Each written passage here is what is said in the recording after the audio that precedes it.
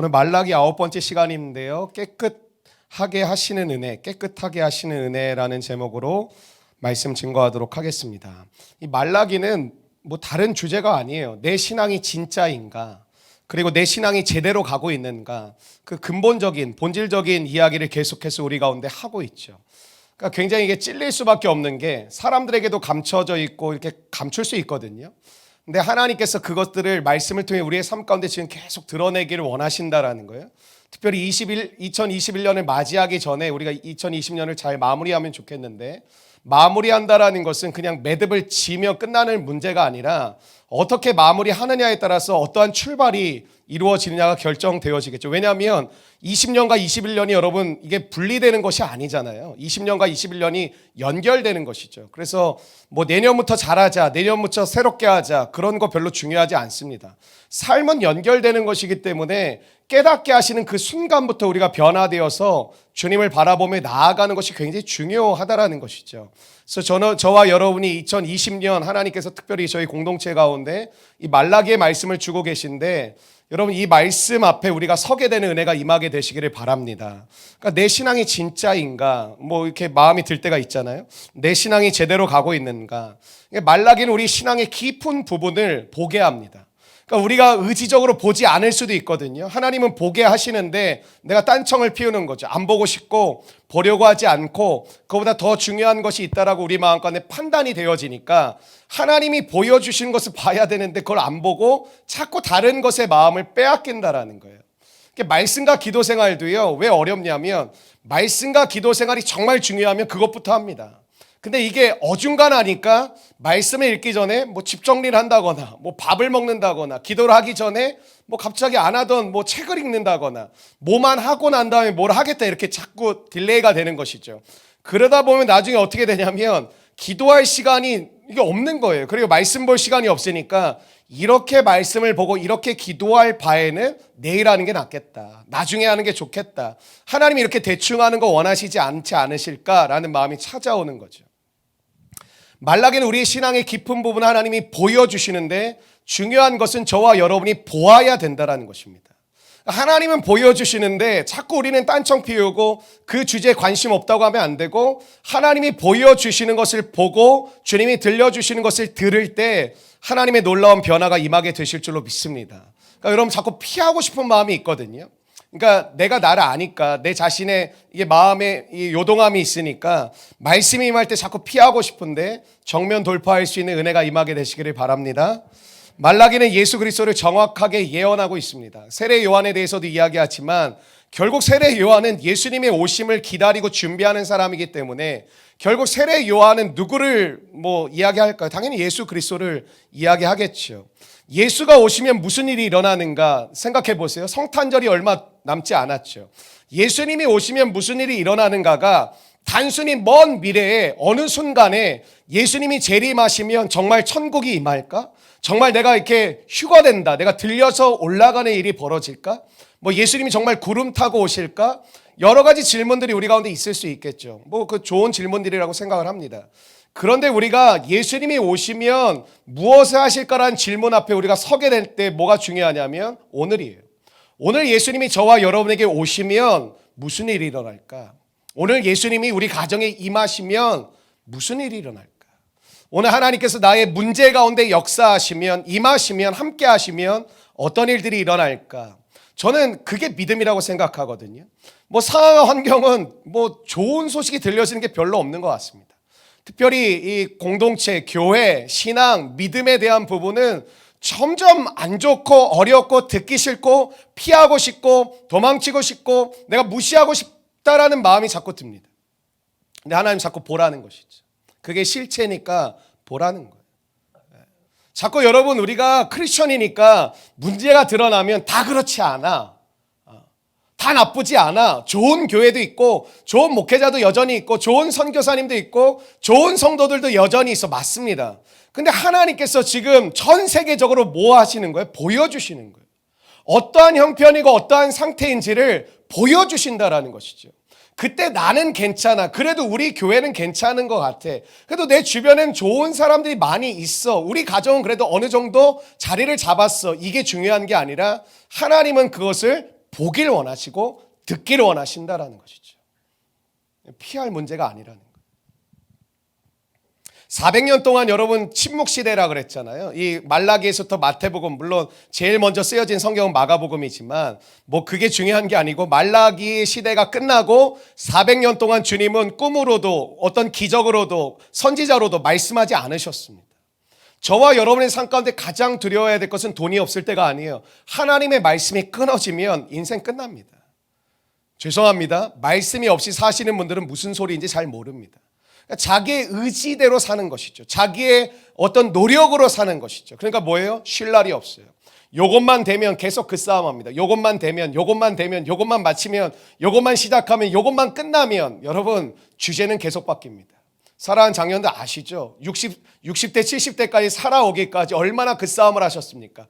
내가 애들만 키우면, 내가 우리 집이 내 집 장만 마련만 끝나면, 내가 뭔가 여유 자금만 마련하면, 그것을 위해서 주님 몇 년 동안만 제가 일 좀 하고 제가 무엇 좀 하겠습니다. 오해하지 마십시오. 일하는 거 잘못된 거 아닙니다. 그리고 사업하시는 거 잘못된 거 아니고, 뭐 꼭 가정주부 해야 되고 꼭 여러분 뭐 직장 생활만 하고 돈 모으지 말라는 그런 이야기 아닙니다. 그러니까 여러분의 계획과 여러분의 뜻대로 가는 것들이 있다라는 것이죠. 예수님이 오시면 무슨 일이 일어날까? 어떤 목적을 가지고 예수님은 2000년 전에 그 베들레헴에 오셨을까? 2절 말씀에 예언을 하고 있어요. 2절 말씀에 예수님이 오시면 무슨 일이 벌어지는지 나타나는지, 저는 오늘 저와 여러분의 삶 가운데 예수님이 임하시기를 주의 이름으로 축원합니다. 2절 말씀 한번 같이 읽어볼까요? 2절 말씀입니다. 시작. 그가 임하시는 날을 누가 능히 당하며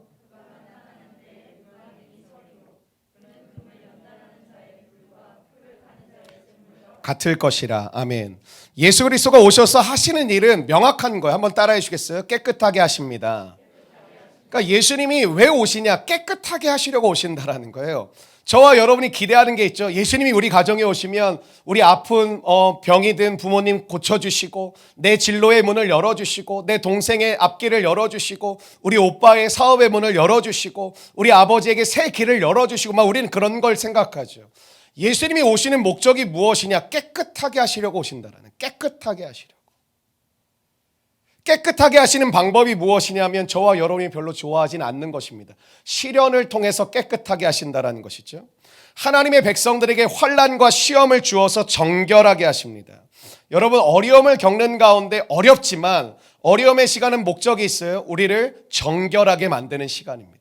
오늘 여러분 아마 대부분 여쭤보면 힘들어요, 어렵다라는 말씀 다 하실 겁니다.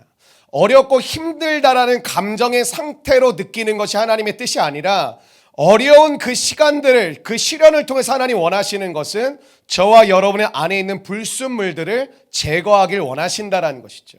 지난 주일날 말씀을 나눌 때 그랬죠. 인간이 진짜 지독합니다. 진짜 조금이라도 의지할 거 있으면 하나님께 안 돌아갑니다. 하나님 안 믿습니다. 기도의 무릎을 막 꿇다가도 어떤 사람이 생기고 재정이 생기면 재정을 믿고 사람을 다시 향해 달려간다라는 것이죠. 절대 주님 의지하지 않습니다. 그러니까 어쩌면 주님이 계시다면 어쩌면 우리 가정을 이 모양처럼 망가지게 하십니까? 하나님이 정말 계시다면 어떻게 이 세상이 이렇게 악할 수 있습니까? 우리는 그러지만 사실 우리의 죄 때문에 그렇게 된 거고, 우리의 실수 때문에 그렇게 된 것이고요. 그 바닥으로 떨어지질 않으면 우리 인간은 천부여 의지 없어서 주님께 갑니다 고백하지 않는다라는 것이죠. 의지할 것이 조금이라도 남아있으면 우리는 그것을 의지하려고 한다라는 것입니다. 여러분, 오늘도 하나님 앞에 집중이 되지 않는 마음이 왜 자꾸 들고 그냥 졸리면 자고, 예배가 그렇게 중요하지 않은 이유가 뭔지 아세요? 하나님 말고도 여러분의 삶 가운데 돌아가는 것들이 있다라는 거예요.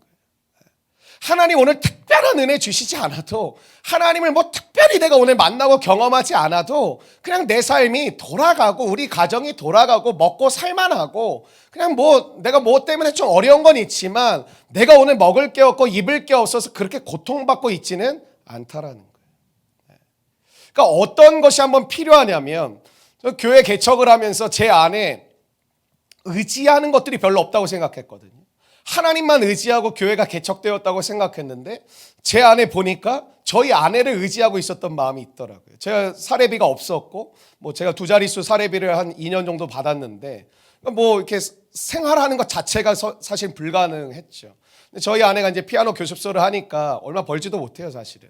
피아노 월세 내고 저희 집도 월세니까 월세 내고 뭐 생활비 내면 사실 남는 것도 없는데, 그럼에도 불구하고 저희 아내가 벌이가 있으니까 제가 그거를 뒤돌아서 봤을 때 의지하고 있었다는 걸 언제 깨달았냐면, 이번 코로나로 피아노 학원이 완전히 박살나면서 내가 이거를 의지하고 있었구나. 내가 알게 모르게 그래도 우리 아내가 버니까, 그래도 우리 아내가 고생하지만 그래도 저렇게 버니까 우리가 뭐 이 집에서 살고 먹고 사는 문제가 그래도 해결되어졌구나라는 그런 내 의지하는 마음이 있었다라는 것을 하나님이 깨닫게 해주셨습니다. 그럼 뭐 아내가 일 안 하고 그냥 전심전력 나와서 기도만 하는 게 답이냐? 전 그렇다고 생각하지는 않습니다. 하나님의 뜻과 때에 따라서 하나님의 일하심을 바라보는데 깨닫게 해주시는 은혜가 있다라는 것이죠. 하나님의 백성들에게 환난과 시험을 주니까 뭐예요? 정결하게 하세요. 저희 가정에 그런 일들이 일어났어요. 코로나 어려우니까 저희 아내가 지금까지 철야하고 있습니다. 제가 몇 번 말씀드렸지만 계속돼요. 그래서 제가 요즘 너무 늦게 들어와가지고 통금을 정해줬어요. 날은 넘기지 말고 들어와야 되지 않겠냐. 옛날엔 저한테 하던 소리였거든요. 제가 막 신방 끝나고 늦게 들어가고 교회에서 늦게 가니까. 근데 저도 더 하나님을 바라보고 의지하게 되더라고요. 삶의 어려움이 오면 여러분 사람이 진지해집니다. 가볍고 경박했던 사람들도 여러분 인생에 진짜 큰 위기가 오면 사람이 진지해지게 되어져 있습니다. 그 뭐예요? 정말 깊은 질문들을 그때서야 던집니다. 그 전까지 뭘 던질까요? 무엇을 먹을까? 무엇을 마실까? 무엇을 입을까? 뭐 더 좋은 거 먹을 게 뭐가 있을까? 더 좋은 옷이 뭐가 있을까? 더 좋은 집이 어디에 있을까? 이거를 고민하지, 사람은 존재에 대한 깊은 질문들을 던지지 않아요. 근데 진짜 어려움이 오면 깊은 질문들을 하기 시작해요. 내가 왜 살아야 될까? 왜냐, 사는 것 자체가 힘드니까. 내가 어디로 와서 어디로 가는 것일까? 내가 무엇 때문에 살아야 되는 걸까? 어떻게 살아야 되는 걸까? 이러한 질문들을 던지기 시작하면서 우리 안에 있었던 가볍고 경박한 질문, 삶의 모습들이 빠지기 시작한다는 거죠. 그 물이 빠지기 시작한다는 거예요. 말씀을 들어도 죄송하지만 보통 때는 피상적으로 들을 때가 참 많습니다. 들리면 듣고 안 들으면 오늘은 좀 말씀이 그랬던 것 같아, 이렇게 넘어가죠. 그러니까 이렇게 지나가는 거예요. 그래서 하나님의 말씀을 전하는 저 같은 종들에게는 고난을 경험하게 하신다고 저는 생각을 합니다. 왜냐? 고난을 경험하지 않으면 말씀을 이해하고 있다고 보기가 어렵습니다. 왜? 그 말씀을 깊이 받아들이려고 하지 않습니다. 고난이 찾아오면 그때 정신이 번쩍 들죠. 지금 고난 가운데 있는 분들은 아마 이 말씀을 받아들이는 태도가 다르다라는 거예요. 하나님 그거 기뻐하십니다.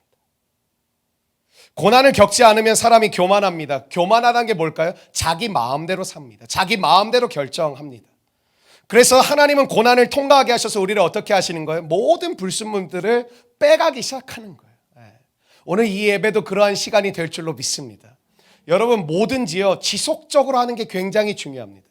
저희 공동체가 제가 아마 주일날 우리 성도들에게 제가 우리 이번 주에 한 3명을 신방을 했는데 한 형제에게만 제가 좀 미리 좀 얘기를 했는데 제가 고민하고 있었는데 그 형제에게 이야기하고 나서 우리 모든 성도들하고 좀 나눠야겠다라는 생각이 있어요. 그게 뭐냐면 오늘 얘기하진 않을 거예요. 네. 저와 여러분이 한 해를 어떻게 마무리하고 어떻게 시작할지를 제가 여러분에게 강요할 수는 없지만 제가 여러분에게 무언가 도전을 하려고 해요. 저도 함께 하려고 하는 것입니다. 네. 주일날 꼭 예배를 드리시길 바랍니다. 네. 여러분 고난을 통하여 우리를 정결하게 하신다는 게 뭘까? 왜 꼭 고난을 받아야 됩니까, 목사님? 왜 꼭 핍박을 받아야 되고 꼭 시련을 당해야 되고 꼭 어려움을 겪어야만 우리 인간이 그렇게 깨닫는 것입니까? 그게 왜 그러냐면 우리 인간은 스스로 죄를 깨닫고 회개한다는 게 결코 쉽지 않다라는 거예요. 고난을 통과해야만 자기 죄를 깨닫기 시작합니다. 보통 때는 죄를 죄로 여기지 못하는 것이죠. 그래서 문제가 터졌다라는 것은 죄가 쌓일 대로 쌓였다라는 거예요. 근데 하나님의 은혜와 하나님의 오래 참으심, 하나님의 자비하심이 뭔지 아세요? 그 시련을 통하여 더 큰 시련을 막으시는 거예요. 저와 여러분이 오늘 겪고 있는 그 시련을 통하여 하나님은 더 큰 시련이 저와 여러분에게 오지 않도록 맡기를 원하신다라는 것이죠. 오늘 말라기 말씀을 통해서 이스라엘 백성들에게 하시는 하나님의 태도가 뭐예요? 내가 너희를 저주할 거야. 너희도 어렵게 만들까. 그게 목적이 아니라 뭐라 그랬죠? 돌이키면 살게 될 거야. 난 너희들이 회복되기를 원하고 나의 백성으로 정체성을 갖기를 원해. 그래서 뭐 하길 원하시는 거예요? 더 큰 시련과 더 큰 어려움이 오기 전에 이것으로 너희들이 돌이켜서 변화되자라는 거예요. 사람이 지혜가 없을 때 어떠한 결정을 하냐면 자기 마음대로 다 살고 나면 문제에 문제가 계속 터지는 경우가 있습니다.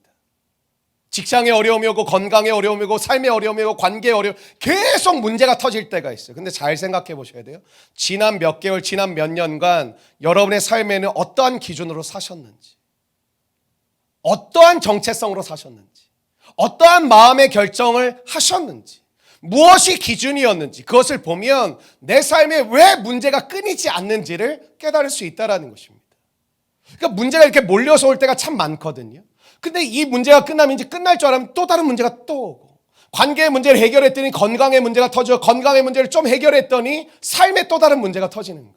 가정의 문제가 터지고. 하나님 왜 이렇게 문제가 많습니까? 하나님이 주시는 고난일 수도 있지만 저와 여러분의 삶 가운데 지난 세월의 시간들을 돌이켜보라는 거예요. 어떤 기준으로 살았고, 어떤 마음으로 살았고, 무엇으로 결정했고, 누가 주인이었는지. 우리는 매일 더러워집니다. 그래서 매일 정결하게 하는 작업을 해야 합니다. 죄를 쌓아가면 죄가 많은데도 안 보이는 순간이 있다고 합니다. 죄가 너무 많기 때문에, 죄 속에 살기 때문에, 죄 안에 거하고 있기 때문에 뭐가 죄인지도 잘 몰라요. 그래서 회개도 하는 사람이 늘합니다. 재밌어요? 회개해야 할 것 같은 사람이 회개는 안 해요. 그리고 뭐 저 사람이 회개할 게 있나 싶은 사람은 계속 회개를 해요. 영적으로 민감해진다는 게 뭘까요? 영적으로 민감해지면 숨겨진 죄가 보이기 시작합니다. 하나님의 말씀을 끊임없이 묵상해 가기 시작하면 주시는 은혜가 뭐냐면 오늘도 살아갈 힘과 지혜를 주시기도 하지만 5년 전, 10년 전 지었던 죄가 떠오르기 시작해요. 아, 그거 잘못된 거였구나. 왜 하나님이 그렇게 오랜 시간 묵혀져 있었던 죄를 깨닫게 하실까요? 그거를 풀어내라는 거예요. 그 삶의 원리가 계속해서 우리 삶의 몸에 익어 있기 때문에 그걸 풀어내라는 거예요. 그리고 그거를 해결하라는 거예요. 그래야 앞으로 너가 살아가는 삶 가운데 그것을 인하여 또 넘어지고 또 어려움을 당하지 말고 그것을 풀어가길 원하신다는 것입니다. 오랫동안 회개하지 않은 사람은 양심이 무디어져서 회개하고 싶어도 회개가 안 됩니다. 그러니까 회개합시다 해도 회개가 안 돼요. 뭘 회개해야 될지도 사실은 몰라요. 죄를 죄로 인식하지 못하는 거죠. 그리고 누가 죄를 지적하면 화를 버럭 냅니다. 뭐 나만 잘못하나? 너는 더하지 않아? 근데 왜 그럴까요? 여러분, 누가 지적하면 우리는 화낼 존재가 아닙니다. 그 사람이 지적하는 것보다 훨씬 더 많은 죄가 우리 안에 있습니다. 누가 비난해도 그거 가지고 열받을 거 없어요, 사실은. 여러분, 신앙은 내가 무엇을 했느냐가 중요하지 않아요. 신앙은 내가 무엇을 했느냐가 아니에요. 나의 행위에 초점을 맞추면 큰일 납니다. 신앙은 무엇이냐? 하나님께서 우리를 위해 무엇을 하셨습니까? 오늘도 우리가 나눔을 한다면 저는 이번 주간 큐티를 하면서 이걸 느꼈고 기뻤고 재밌었고 즐거웠고 감사했어요. 물론 좋은 큐티고 좋은 적용일지 모르겠지만 하나님이 무엇을 하셨는지가 중요한 거예요. 지난 한 주간의 삶 가운데 내가 생각을 떠올리고 마음을 짜내서 하나님께서 이렇게 해주신 것 같아요. 참 감사하네요. 하나님이 이러한 은혜를 주신 거를 제가 느꼈던 것 같아요가 아니에요. 하나님이 무슨 일을 하셨는지를 명확하게 저와 여러분의 삶 가운데 보실 줄 알아야 돼요. 그게 영적으로 민감해져 가는 거예요. 여러분 한번 따라해 주시겠어요? 하나님께서 무엇을 하셨는가? 이게 초점입니다. 하나님께서 무엇을 하셨는가? 내가 하나님 우리 가정에 제가 남편에게 이렇게 했고 아내에게 이렇게 했고 자식들에게 이렇게 했고 부모님에게 이렇게 했습니다도 중요하죠. 적용하는 것이니까. 그런데 우리가 늘 점검해야 될 건 하나님께서 무엇을 하고 계시는가, 하나님께서 어떤 역사를 일으키고 계시는가. 그래서 지난 주일에도 중요한 게 뭐였어요? 우리 공동체 안에 어떤 활동이 있고 어떤 프로그램이 있고 어떤 게 돌아가고 있는가가 중요한, 여기에 하나님이 계시는가. 교회는 그게 다 아니에요. 교회의 교회됨이, 교회가 교회다워진다는 게 그러니까 주님이 함께하고 계시는가.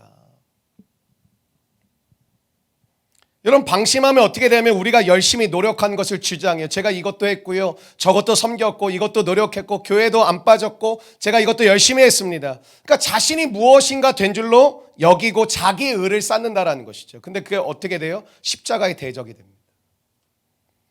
특별히 저 같은 목회자들 굉장히 조심해야 됩니다. 내가 뭔가를 한 것처럼 느낀다라는 거예요. 우리가 얼마나 심각한 죄인에게 하나님이 아들을 십자가에 못 박아 죽이게 하셨는가를 우리는 깨달아 알아가야 될 줄로 믿습니다. 주님이 보시기에 악한 것은 뭐냐면 잘못된 열심이에요. 잘못된 열심. 그것이 예수님 시대의 바리새인들 아닙니까? 그들보다 열심히 있었던 사람은 누가 있습니까? 근데 그들은 십자가의 원수였어요. 십자가의 은혜는 처음 예수를 믿을 때만 우리 가운데 주어지는 것이 아니고 우리의 삶 가운데 예수를 믿으면 믿을수록 더 깊이 우리 가운데 다가와야 합니다.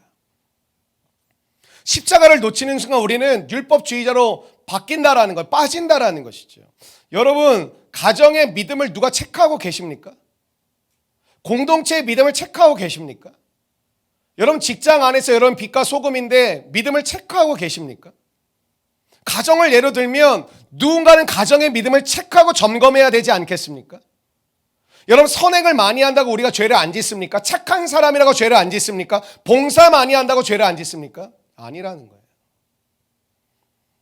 우리는 절대 교만할 수 없는 죄인들입니다. 날마다 십자가의 은혜가 필요한 줄로 믿습니다. 여러분, 그리스도가 세상에 오신 목적이 뭐라고요? 깨끗하게 하시기 위해서. 여러분, 하나님의 말씀과 은혜는 저도 그랬던 것 같아요. 내가 열심히 하면 되지. 못할 거 뭐 있어? 그렇게 생각을 했는데 그렇게 되는 게 아니에요. 예배를 내가 열심히 드린다고 하나님을 만나고 하나님을 경험하게 되는 게 아니더라고요.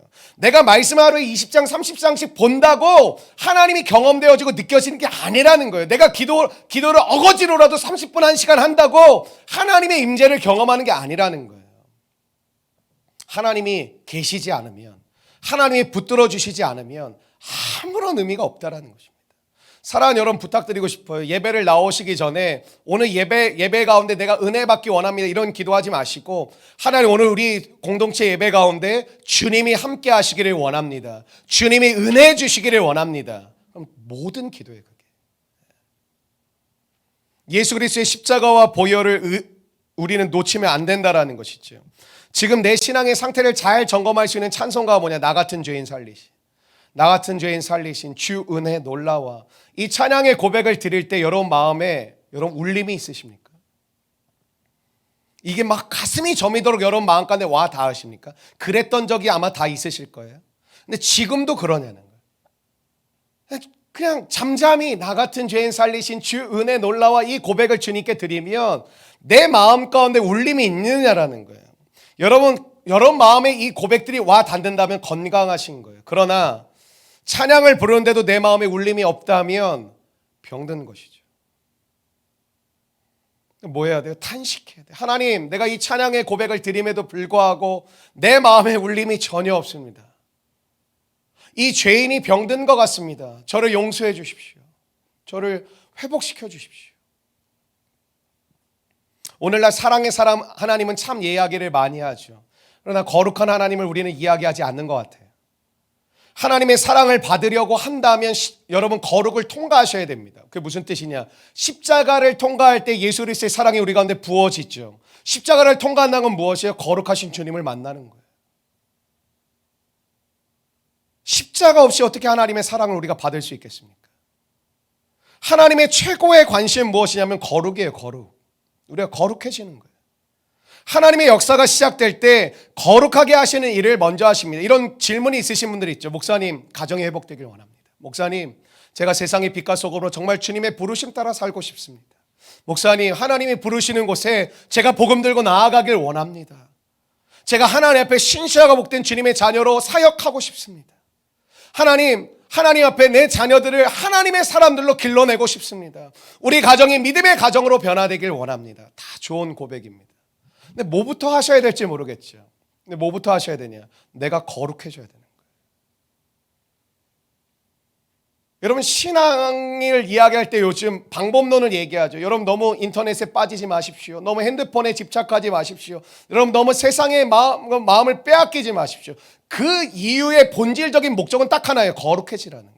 세상의 것을 다 끊으면 거룩해지느냐 그게 아니라 모든 시선과 마음을 먼저 하나님께 드리라는 거예요. 그러면 세상의 문화와 세상의 것을 받아들이는데 걸러낼 건 걸러내치고 받아들여야 될 건 받아들여지고 바꿔야 될 것이 무엇인지 보이고 무엇을 새롭게 세워가야 될지가 마음 가운데 찾아온다라는 거예요. 근데 이 필터가 없으면 뭐가 좋고 뭐가 나쁜지도 모르고 뭐가 나를 살리고 뭐가 나를 죽이는지도 몰라요. 그냥 자기의 지식이 판단하는 거죠. 자기의 경험이 판단하는 거죠. 자기의 이성이 판단하는 거예요. 이건 좋은 것 같아. 나한테 도움이 되거든. 내 마음에 위로가 되거든. 나에게 힘을 줘. 그냥 이건 좋은 거지. 뭐예요? 자기가 무너져가고 자기가 썩은 동아줄을 잡았는지도 모르는 거예요. 그러니까 내가 왜 무너지는지 이해가 안 돼. 나 예배 드리는데, 나 봉사하고 선교도 다 다니는데, 나 전도도 하는데, 근데 왜 내 삶이 안 잡히지? 내 삶이 왜 무너지지?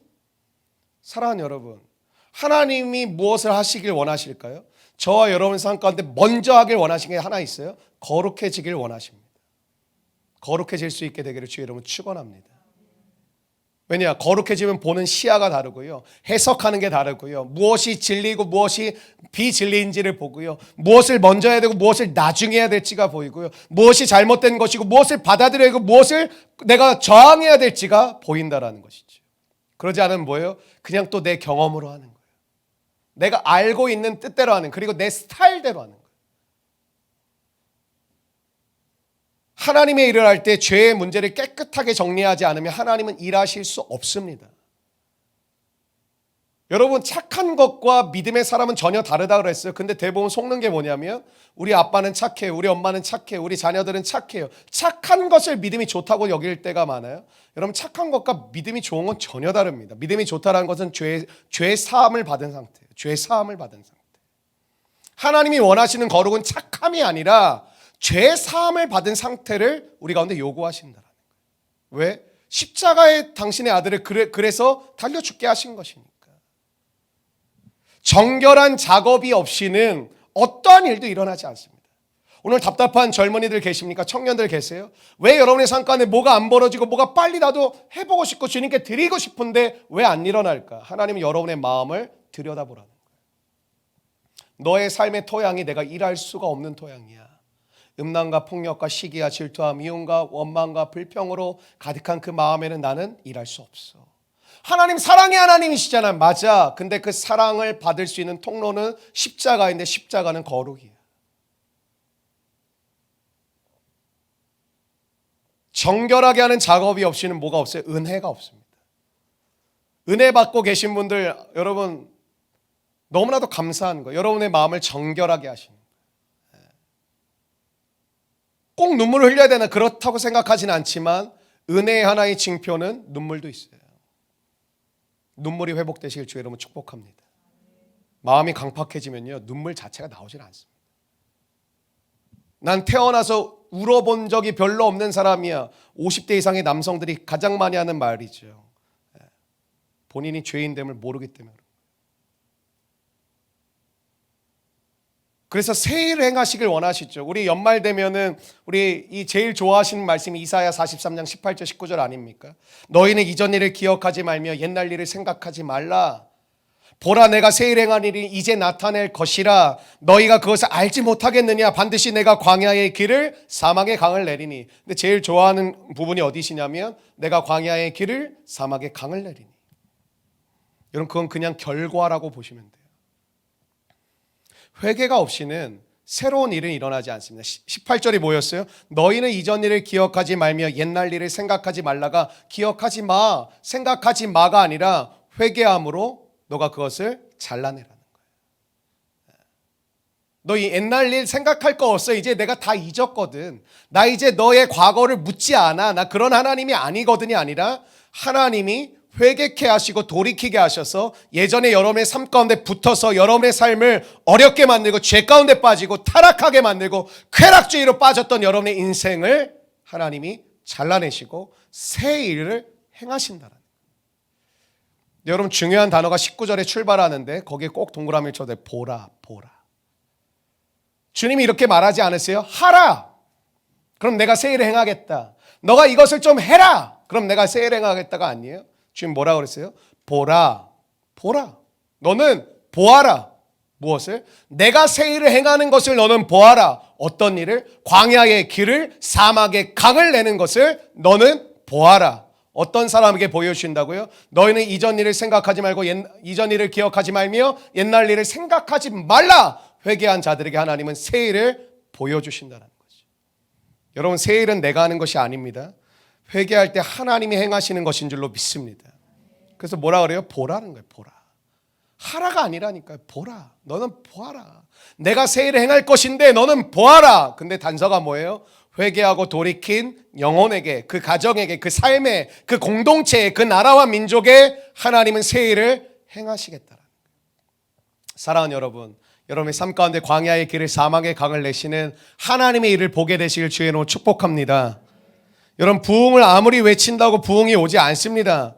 회개 없는 부흥은 가짜입니다. 공동체를 위해서 중보기도해 주신 분들 너무나도 감사하고 저에게는 보배와 같은 동역자들입니다. 그러나 부흥을 달라고 기도하는 것만큼 중요한 것은 회개하셔야 돼요. 그리고 회개를 위한 기도를 공동체가 다 회개해야 돼요. 회개가 없는데 무엇이 잘 되고 있다? 위험천만한 상황입니다. 회개가 없는데 사람들은 자꾸 모이고 뭔가 공동체는 외형적으로 뼈대를 갖춘다? 아무런 의미 없습니다. 한 방에 나가 떨어집니다. 너희가 어디에 집을 질래? 반석 위에 집을 질래? 모래 위에 집을 질래? 평상시에는 여러분 반석 위에 집을 짓는 게 훨씬 더 어렵습니다. 이 토대 자체가 굉장히 딱딱하니까 집을 져가는 게 굉장히 어렵죠. 모래 위에 집을 짓는 것은 빠르고 쉽습니다. 그러나 뭐예요? 비와 바람과 창수가 나면 어떻게 해요? 한 방에 무너집니다. 제 안에 늘 고뇌하는 마음이 있습니다. 사람들이 많아지는 것도 감사하죠. 기쁘죠. 새로운 가족이 이 공동체에 온다라는 것 자체는 굉장히 신나고 즐거운 일이 맞습니다. 그러나 제자인가? 하나님을 진짜 믿나? 타이틀은 장로님이고 권사님이고 집사님인데 진짜 예수님 믿는 제자인가? 청년부 회장 출신이고 모태신앙이고 20년 30년 동안 예수 믿고 안 가본 선교지가 없고 다 했는데 정말 주님만을 바라보는 예수님 믿는 사람인가? 그게 늘 제 마음 가운데는 고뇌예요.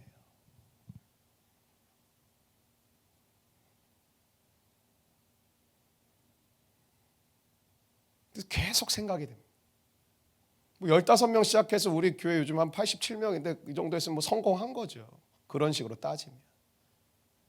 근데 이 안에 비가 내리고 바람이 불고 태풍이 불면 안 날아갈 수 있는 사람이 몇 명인가? 그게 제 관심사예요. 세상은 계속 비바람이 치고 폭풍우가 부는데 마지막 때 마지막 날로 갈수록 그것이 굉장히 극심해질 거라고 주님은 우리 가운데 미리 알려주시고 준비하라고 하셨는데 누구나 말세라고 다 이야기하고는 이 시즌에 하나님 나를 목회자로 부르셨고 한 공동체를 세워가는 통로로 나를 삼아주셨는데 한 명 한 명을 굉장히 제가 관찰한다는 표현이 그런 거예요. 제자인가? 진짜 예수님 믿나? 진짜 예수님밖에 없나? 진짜 내가 죽고 예수로 사는 사람인가? 왜냐? 여러분 사람 많고 분위기 좋을 때는 아무런 문제 없습니다. 근데 여러분 나라와 민족적으로 또 공동체 안에서 여러 가지 개인적 삶의 어려움으로 비바람이 불고 창수가 나면 넘어질 수 있는 사람이 굉장히 많다는 거예요. 여러분 무엇에 관심이 있습니까? 오늘 내가 반석 위에 집을 짓고 있는지 모래 위에 집을 짓고 있는지 알고 계십니까? 거기에 정말 관심이 있으십니까? 아니면 내가 어디에 집을 짓는지는 관심 없어. 그냥 내가 잘 됐으면 좋겠어. 그냥 우리 가정이 그냥 평안했으면 좋겠어. 그냥 내 자식들이 쭉쭉 잘 나갔으면 좋겠어. 그냥 부모님들이 건강하고 아무 문제 없었으면 좋겠어. 그냥 내 집 마련 빨리 하고 그냥 재정적으로 문제만 없으면 좋을 것 같아. 여러분 우리의 관심이 어디에 있는지 돌이켜봐야 된다는 거죠. 신앙은 너가 어디에 집을 짓고 있느냐고 하나님이 우리 가운데 그렇게 부르신 것이지 다른 것을 말하고 있지 않아요. 근데 평상시에는요 하나도 다르지 않아요. 근데 언제 알 수 있냐? 비바람이 불고 폭풍우가 치면 진짜 드러난다라는 거죠. 시험 들고 상처받았던 게 뭐 그런 거 아닙니까? 누가 내 자존심을 건드렸어. 여러분 자존심이 어디 있어요? 내가 예수와 함께 죽었는데. 나 이런 식으로 대우해주면 봉사 못해. 우리가 진짜 믿음을 가지고 살아가는지 이 말라기는 드러내기를 원한다라는 거죠. 왜? 저쯤 가다가 인생이 60대 70대다 예수 잘 믿고 직분도 받고 잘 온 줄 알았는데 주님 말씀은 난 너를 도무지 알지 못해. 그래서 그게 두렵다라는 거예요. 나 너를 도무지 알지 못해. 제 귀신도 쫓아내고 병도 고치고 제가 복음도 전하고 봉사도 많이 하고 선교도 다니고 전도도 얼마나 많이 했는데 저 전도 왕이었는데요. 난 너가 누구인지 모르겠어. 고뇌할 수밖에 없는 거예요. 세상의 유혹은 점점 강력해지지. 옛날에 뭐냐면 우리 장년들이 볼 때 청년들이 패기가 없고 청소년들이 다 얘네들이 왜 좀비처럼 사나 이렇게 보이겠지만 여러분 사시던 때와 이때는 유혹의 강도가 달라요. 지금은 초등학생들이 다 포르노 봐요. 담배 펴요. 술 마시고 다녀요. 렌트해서 차를 운전해서 사고를 내지 않아 사람을 쳐서 죽이질 않나 그런 세상이. 너희는 나에 비하면 정말 좋은 시대. 그런 시대가 아니에요, 여러분. 그건 물질주의적 세계관으로 보는 거죠. 믿음을 갖고 믿음을 지키고 믿음으로 산다라는 것 자체가 굉장히 어려운 시대를 살고 있습니다. 주님 우리 가운데 먼저 말씀해 주. 마지막 때는 극심하고 굉장히 혼란스럽고 어려울 거야. 준비해. 깨어있지 않으면 졸고 있으면 다 넘어지게 될 거야. 여러분 바리새인들의 열심은 탁월했습니다. 그들은 거룩하게 살기 위해서 모든 것을 건 사람들처럼 보였습니다. 예수님 시대 바리새인이라고 하면 우리는 지금 욕하지만 여러분 그 당시 바리새인이라고 하면 어떠한 이미지를 가진 사람들이냐면 가장 모범적이고 흠잡을 데 없는 신자, 그게 바리새인이었어요. 바리새인의 뜻이 구별된 사람들이고 첫 출발은 굉장히 좋았습니다. 정말 하나님의 말씀대로 우리가 살아보자. 우리가 정말 주님의 뜻대로만 살아보자. 그들의 출발은 원래 그랬습니다. 변질되었죠. 예수님 여러분 시간이 지나면서 그들이 어떻게 해요? 위선으로 변질됩니다. 다 쇼하고 있는 거예요. 예수님이 보니까 가장 추악한 사람들이었습니다. 예수님이 선포하신 심판의 대상이 누구냐? 바리새인과 종교 지도자들이었어요. 여러분 사람에게 잘 보여봤자 뭐하면 최후 심판은 주님께 받는 거예요. 가장 거룩해 보였지만 가장 추악한 사람들, 가장 예수를 잘 믿는 하나님을 잘 믿는 사람들처럼 보였지만 가장 부패한 사람들, 자신들의 종교적 열심으로 죄를 감추는 거죠. 그러니까 회칠한 무덤 같다 그러잖아요. 너희들의 겉은 번지르르 한데 너희들의 속은 완전히 썩어 있어. 마태복음 23장 25절부터 27절에 이런 말씀이 있어요. 화 있을진저 외식하는 서기관들과 바리새인들이여, 잔과 대접의 겉은 깨끗이 하되 그 안에는 탐욕과 방탕으로 가득하게 하는도다. 눈먼 바리새인이여, 너는 먼저 안을 깨끗이 하라. 그리하면 겉도 깨끗하리라. 화 있을진저 외식하는 서기관들과 바리새인들이여, 회칠한 무덤 같으니 겉으로는 아름답게 보이나 그 안에는 죽은 사람의 뼈와 모든 더러운 것이 가득하다. 위험한 것 중에 위험한 것이 위선인데 왜 그러냐면 자신의 죄를 보질 못하게. 겉과 속이 다르다는 건 결국 자기를 속이는 것이죠. 위선의 삶으로는 여러분 열매가 맺을 수 없습니다. 그러니까 뭐예요? 신앙생활은 정말 성실하게 하는 것처럼 보이는데 그 사람의 삶 가운데 열매는 없어. 사람이 보기에는 멋있는데 하나님은 속이고 있는 거죠. 하나님은 겉을 보시는 것이 아니라 속을 보시는 하나님이시라는 것입니다. 여러분 신앙생활을 하고 있는 가운데 늘 하나님을 의식하고 있습니까? 사람들을 의식하고 있습니까? 하나님입니까? 사람입니까?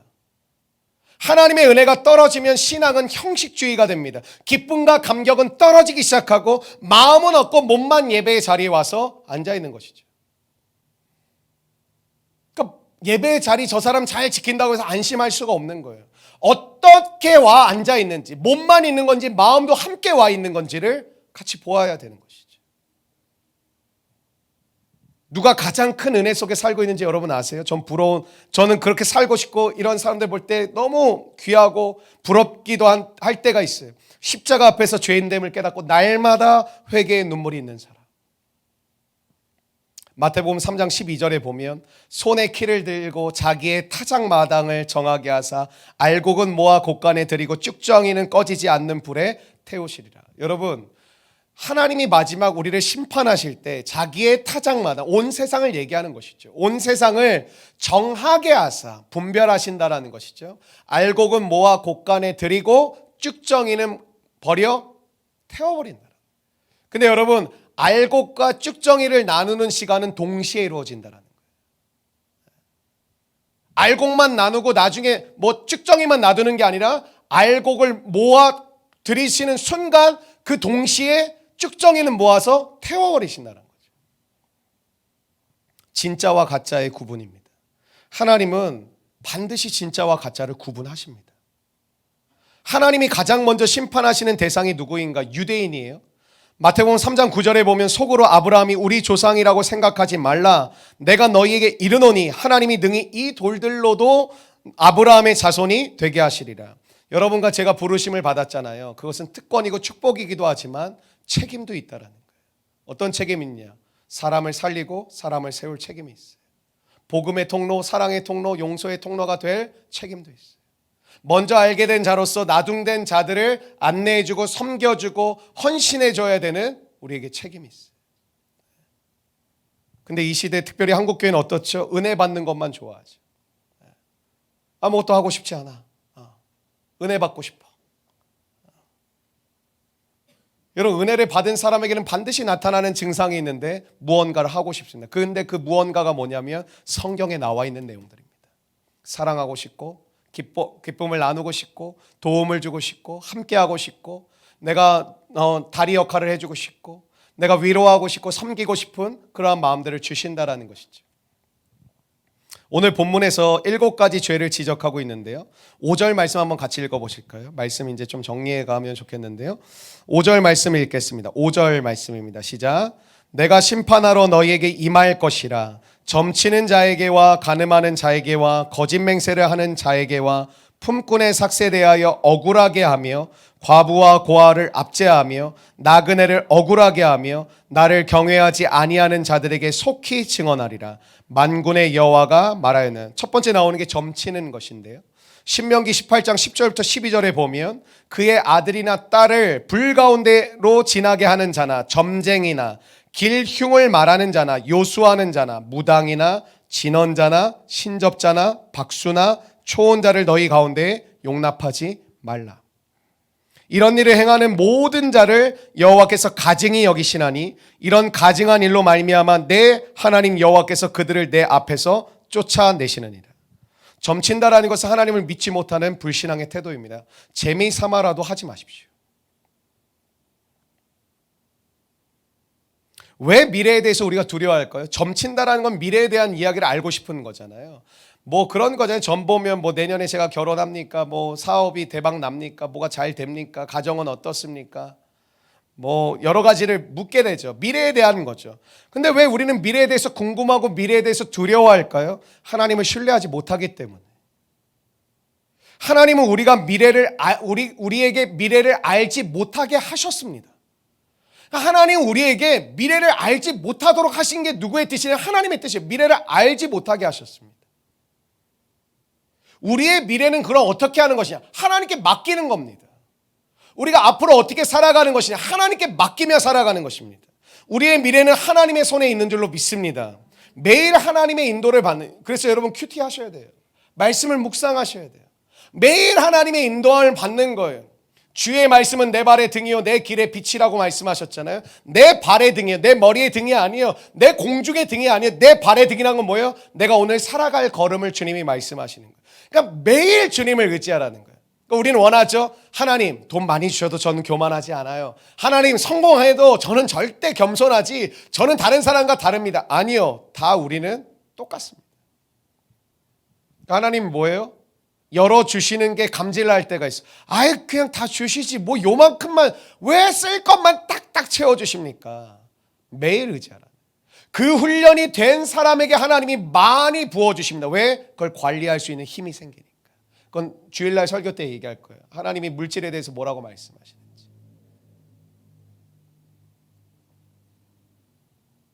우리의 미래는 하나님께 맡기는 거예요. 그리고 매일 하나님께서 주시는 은혜의 말씀, 그러니까 가만히 있으라는 게 아니라 미래를 맡기되 매일 나를 인도하시는 주님과 함께 그 하나님께 구하고 묻고 찾으며 두드리면서 한 걸음씩 주님과 함께 동행하며 갈 때 하나님이 열어가시고 역사하시고 하나님의 선하신 계획과 뜻을 이루어 가시는 줄로 믿습니다.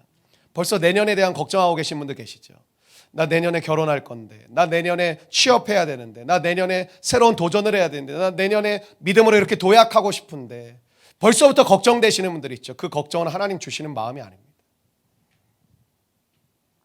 그 여러분 생각하신다고 계획하신다고 그래요. 아니요. 그건 생각과 계획하는 것이 아니에요. 왜? 내가 미래를 알 수 없고 하나님 미래를 알려주시 않으셨는데 오늘 나와 함께 하시는 하나님을 신뢰한다면 내년과 후년 두려울 게 없습니다. 근데 오늘 나와 함께 하시는 하나님이 불확실한 거예요. 오늘 나에게 말씀하신 음성이 들려지지 않는 거예요. 오늘 나를 돕는 하나님의 손길이 전혀 느껴지지 않아요. 그러니까 뭐예요? 내일도 두렵고 내년도 두렵고 앞으로가 어떻게 될지 몰라 이렇게 얘기하는 거죠. 그러니까 다 두려운 거예요. 매일 하나님의 인도를 받으며 살게 되시기를 바랍니다. 그럼 점치는 일을 할 이유가 없죠. 또 그건 엄청 믿더라고요. 요즘 TV에서 엄청 많이 나오더라고요. 또 연말이니까. 요즘 대놓고 그냥 요즘 무속인들이 그냥 뭐 TV에 그냥 나오는 거는 어려운 일이 아니에요. 두 번째는 간음인데요. 하나님과의 관계가 무너지면 우리는 도덕성을 지킬 힘이 없어집니다. 내가 착하지 않아서가 아니에요. 하나님과의 관계가 무너지면 내가 도덕적으로 살아가는 것도 어려워집니다. 그래서 정욕적이고 육신적인 이 세상을 따라가는 것이죠. 그러면 성적인 타락은 찾아오게 됩니다. 왜? 내가 그것을 지킬 수 있는 힘이 없으니까.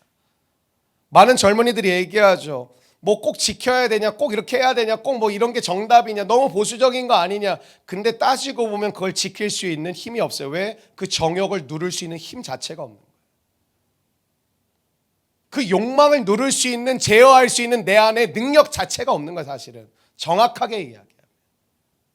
자유롭게 하고 그게 각자의 선택이고 각자를 존중하고 우리가 성인인데 뭐 그러면 어떠냐 얘기하죠. 근데 아주 면밀히 들여다볼까요? 그걸 제어할 수 있는 힘이 없는 거예요. 그냥 끌려가는 거예요. 청년사역에서 맨날 듣는 게 그거는 뭐 크리스천의 스킨십은 어떻게 해야 됩니까? 뭐 가정을 세우고 어떻게 맨날 얘기하는 그거. 근데 오히려 우리 자신에게 물어야 되는 거죠. 나는 하나님이 주신 은혜로 그것을 제어할 수 있는 힘이 있는가? 내 욕망, 내 육체적인 욕망은 자연스러운 거거든요. 사실 본능이니까. 근데 그게 욕망이 되고 탐욕이 되면 문제가 되는 거거든요. 그 짐승이죠. 클럽에 쏘 다니는 사람들, 짐승들 많죠. 특히 남자들. 다 아시잖아요, 청년들. 목적은 딱 하나밖에 없어요, 그들은. 그래서 돈 쓰는 거예요.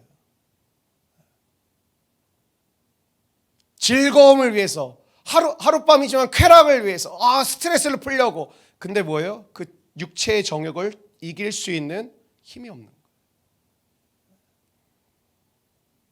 술 취함도 마찬가지고요. 우리가 무엇에 중독되는 거 다 마찬가지. 그걸 제어할 수 있는 힘이 없는 거예요. 그러니까 끌려가는 거예요. 제어할 수가 없고 끊어낼 수 있는 힘이 없으니까. 여러 가지를 얘기하죠. 이것도 안 하면 내가 어떻게 살라고. 나는 너무 힘들고 너무 머리가 터질 것 같고 너무 죽을 것 같은데 나 이거라도 안 하면 나 못 산다고. 못 사는 게 아니라 그거를 이겨갈 수 있는 힘이 내 안에 없는 거예요. 하나님의 능력이 무엇이냐? 그거를 제어하고 이길 수 있는 힘을 주시는 하나님이 오늘 여러분의 삶을 다스리시고 통치하게 되시길 주의 이름으로 축원합니다. 그러니까 내가 내 삶의 주인 돼봤자 아무런 선한 거 나올 게 없다니까요.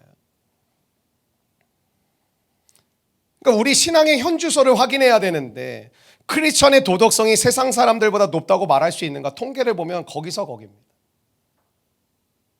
예수 믿는 청년들과 그렇지 않은 청년들 거기서 거기입니다. 더하면 더한 사람도 많습니다. 예수 믿는 장년들과 그렇지 않은, 예수를 안 믿는 장년들 도덕성이 막 엄청나게 차이가 나느냐? 그렇지 않습니다. 똑같이 거짓말 치고 똑같이 적당히 살고 타협하고 세상은 여러분 근데 중요한 게 뭐냐면 나만 손해보고 살 수는 없잖아요.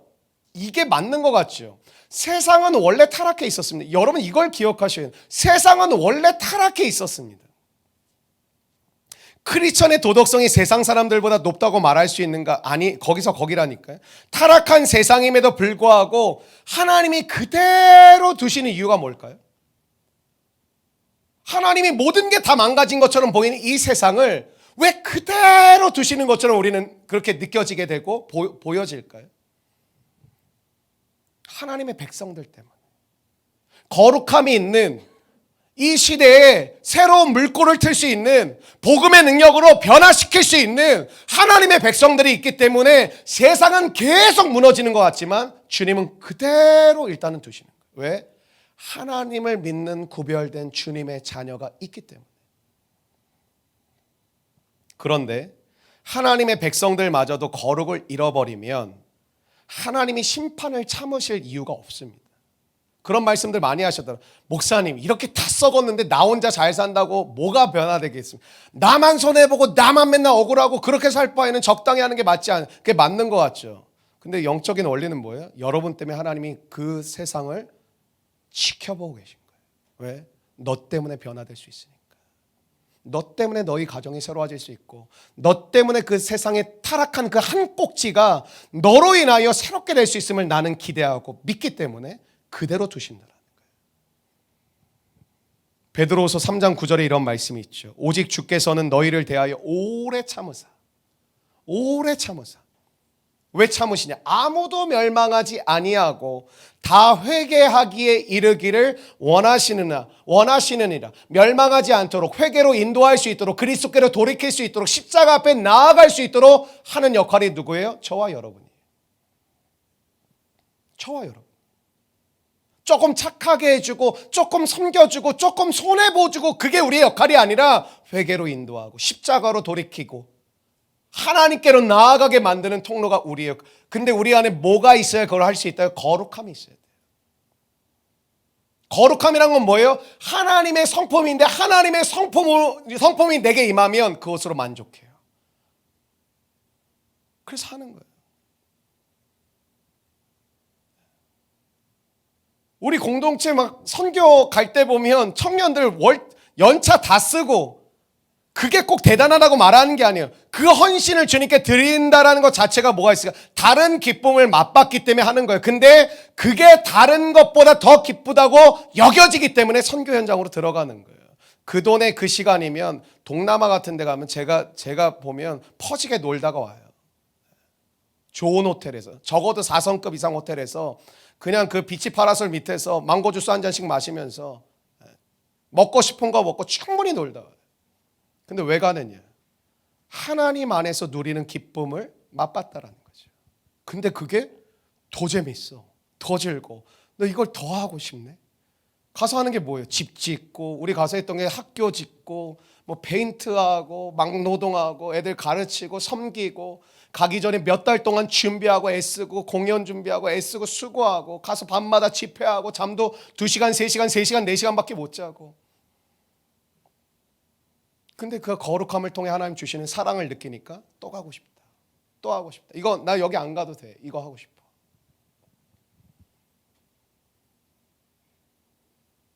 근데 가끔 신혼여행을 선교지 가고 싶다는 분은 제가 말립니다.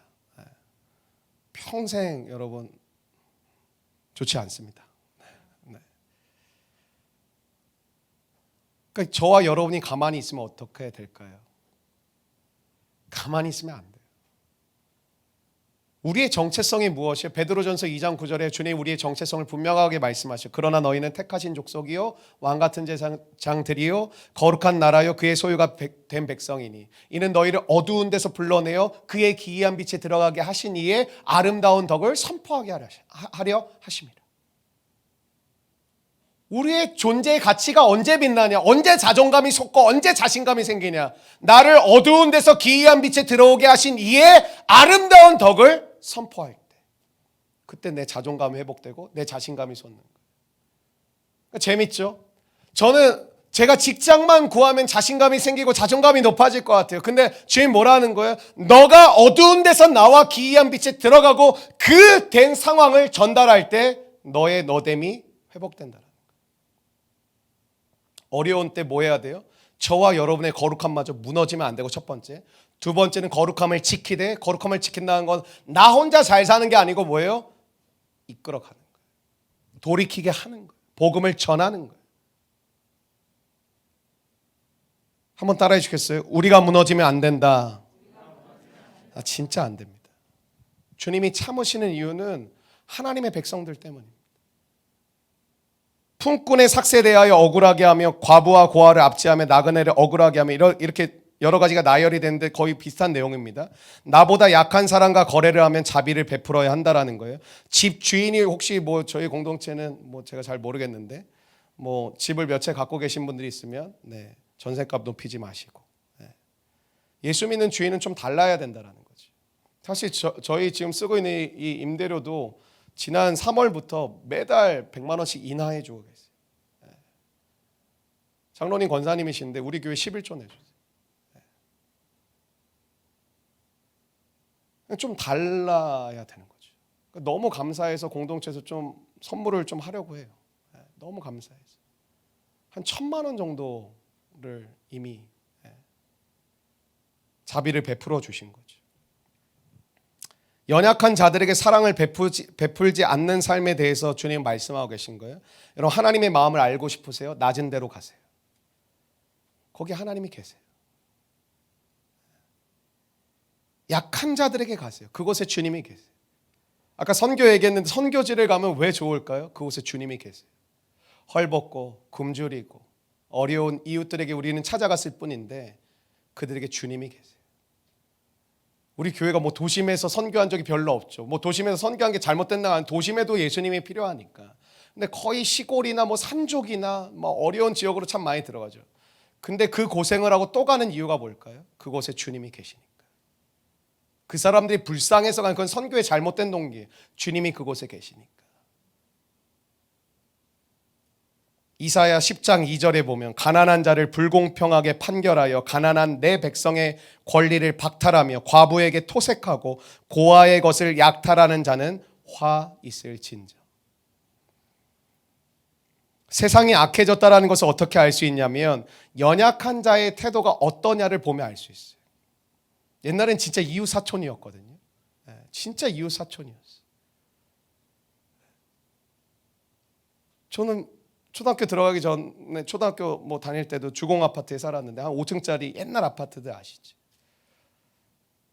다 친구고 다 그냥 이웃이었어요. 여름 되면 어떤 엄마가 나와서 수박 한 통 자르면 같이 먹고, 미숫가루 타주시면 또 미숫가루 먹고, 아이스크림 먹으면 자기 자식만 데리고 와서 아이스크림 사주는 엄마 아빠 한 명도 없었어요. 다 데려가가지고 아이스크림 먹여주고. 근데 세상이 어두워지면 자비가 없어져요. 냉혹해져요. 연약한 사람들에 대한 태도가 굉장히 잔인해져요. 자비가 없고 긍휼이 없고 사람들이 냉혹해지고 잔인해져요. 전 그런 면에서 우리 공동체가 깨어 있다고 생각해요. 전 우리 성도들의 자랑스러운 부분이 그럽니다. 연약한 사람, 약한 사람들에게 찾아가고 섬기는 여러분들의 모습 하나님께서 기뻐하실 줄로 믿습니다. 이 모든 것은 왜 그럴까요? 하나님을 경외하지 않음으로 일어납니다. 왜 이런 죄를 범하느냐? 하나님을 두려워하는 마음이 없기 때문에. 우리는 변질될 위험성을 갖고 있다는 걸 늘 기억하셔야 됩니다. 여러분, 냉장고 안에 썩지 않으려고 음식을 두잖아요. 근데 냉장고 안에도 한동안 오래 두면 어떻게 되냐? 곰팡이 피고 썩습니다.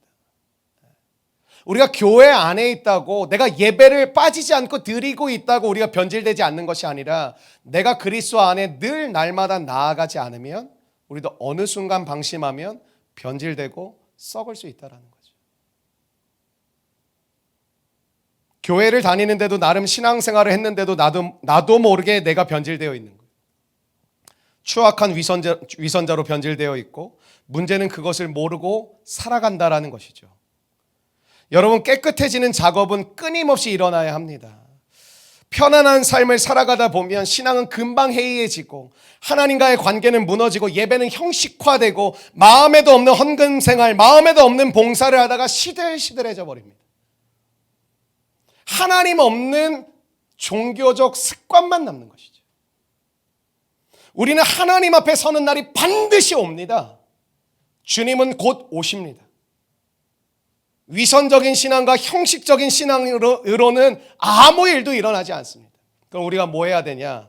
사도행전 2장 38절에 베드로가 이르되 너희가 회개하여 각각 예수 그리스도의 이름으로 세례를 받고 죄사함을 받으라. 그리하면 성령의 선물을 받으리니. 성령이 오셨을 때 참된 회개가 일어났죠. 오늘 우리 사랑하는 모든 성도들에게 성령의 기름 부으심이 넘치시기를 주의 이름으로 축원합니다. 하나님이 하나님의 백성에게 시련을 주시는 이유는 뭐예요? 더 큰 재앙을 막아주시기 위해서. 오늘 6절의 말씀을 읽고 함께 기도하고 찬양하면 좋겠는데 6절의 말씀입니다. 시작. 나 여호와는 변하지 아니하나니 그러므로 야곱의 자손들아 너희가 소멸되지 아니하느니라. 여러분, 연단을 두려워하지 말라라는 거예요. 하나님이 저와 여러분에게 하시는 연단을 두려워하지 말라라는 거예요. 연단을 통하여 하나님의 목적은 딱 하나예요. 하나님께로 온전히 돌이키게 하실 것입니다. 돌이켜 회복하게 하심이 하나님의 연단의 유일한 목적입니다. 연단 중에 있는 분이 계십니까? 어려우시겠지만 감사하게 받아들이시고 주님 앞에 돌이키시는 기회가 되시기를 바랍니다. 깊이 하나님을 만나시게 되기를 주의 이름으로 축원합니다. 우리가 돌이켜야 할 것을 보게 하셔서 온전히 돌이키게 하여 주시옵소서. 돌이키며 사는 은혜가 충만하신 오늘 예배가 되시기를 주의 이름으로 축복합니다.